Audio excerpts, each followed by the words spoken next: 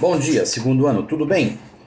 Nós vamos continuar estudando agora, como combinado com vocês, a parte do processo, desse aspecto do processo, que trata das partes, né? Nós começamos a ver na aula passada aqueles artigos que se relacionam com a capacidade das partes e com a representação das partes incapazes ou das pessoas jurídicas, né? Que eram aqueles artigos 75, 76, 74.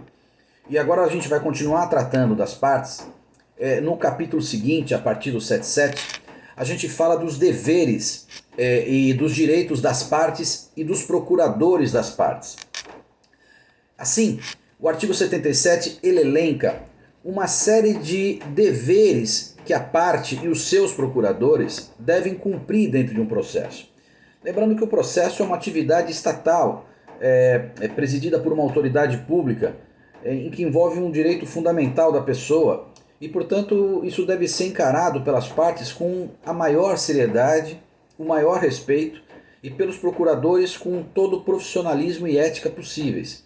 De modo que o artigo 77 estabelece, basicamente, que além de eventualmente outros deveres que estejam espalhados pelo Código em outros artigos, basicamente, as partes e os advogados devem guardar essas considerações feitas nos 6 incisos do artigo 77.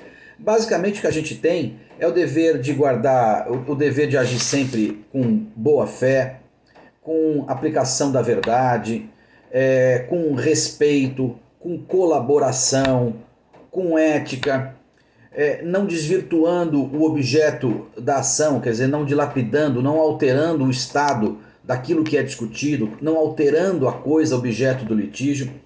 Portanto, vejam que são deveres que, mesmo que não tivessem escritos e, portanto, positivados numa norma legal, são imposições e desejos de qualquer ser humano. Quer dizer, qualquer relação processual ou jurídica qualquer, ela impõe que as partes atuem sempre movidos pela boa-fé, pela ética, pelo respeito, pela cooperação, pela colaboração, mantendo, portanto, essa integridade.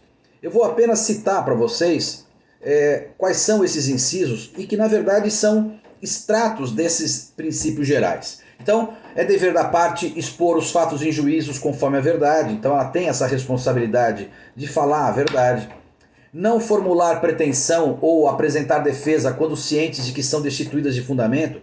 Portanto, não criar teses absurdas, não fazer teratologia jurídica, não fazer chicana, quer dizer, não usar alguma coisa absolutamente desprezível como fundamento para tentar criar uma situação jurídica que de fato não existe. Então, são deveres normais, naturais, né? Não produzir provas e não praticar atos inúteis ou desnecessários. Então, tratar com respeito o processo, quer dizer, efetivamente fazer com que o processo sirva a um fim, que não é o fim de procrastinar, não é o fim de causar transtorno. E, portanto, vejam que, ainda que positivados, são regras gerais, né? Inciso 5º, declinar no primeiro momento que lhe couber falar nos autos o endereço residencial ou profissional onde vão receber as intimações, portanto, deixar claro para o magistrado onde será encontrado para facilitar as comunicações e não praticar inovação legal no estado de fato do bem ou direito litigioso, ou seja, não promover alteração que mude aquilo que se deseja ter na sentença final, ou seja, se eu estou discutindo a propriedade de um bem, não venda esse bem para um terceiro. Se eu estou discutindo um direito, não mude esse direito, mantenha-o sempre do mesmo jeito, para que quem ganhar tenha o bem tal qual pretendido, e não um bem alterado por uma conduta indesejável. De todas essas hipóteses, que portanto se consideram deveres, e a gente vai ver em seguida qual é a consequência do descumprimento desse dever, afinal de contas não há dever que não venha complementado por algum tipo de consequência jurídica, consequência penal, consequência punitiva. Então, de todos esses 6 deveres estabelecidos em desfavor da parte, 2 deles são muito especiais. Os incisos 4 e os incisos 6 receberam desse artigo 77 uma consideração especial. Eu volto em seguida.